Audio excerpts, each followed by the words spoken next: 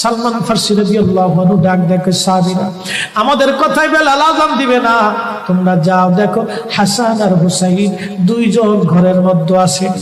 ইমাম হাসান হুসাইন রাদিয়াল্লাহু আনহুমা যদি বলে তাহলে বেলাল অবশ্যই আযান দিবে। সালমান ফারসির পরামর্শে সাহাবীরা দৌড়ায় গেলেন। বর্তমান 7 নম্বর গেট বাবুস সালাম বরাবর একটা মসজিদ আছে, মসজিদে আলী।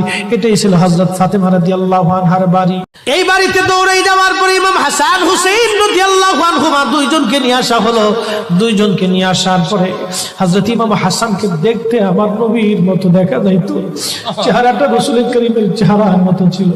নাতি দৌহিত্র নানার চেহারা পেয়েছিলেন, ইমাম হুসাইন ও নানার সুরত পেয়েছিলেন। দুই ভাই নানার সুরত পেয়েছিলেন। হযরত বেলাল রওজা শরীফ থেকে উঠে আযান দেওয়ার জন্য এসে দেখে নবীর মুয়াজ্জিন বেলাল কাঁদে। ডাক দেখে মদিনাবাসী শুনছো?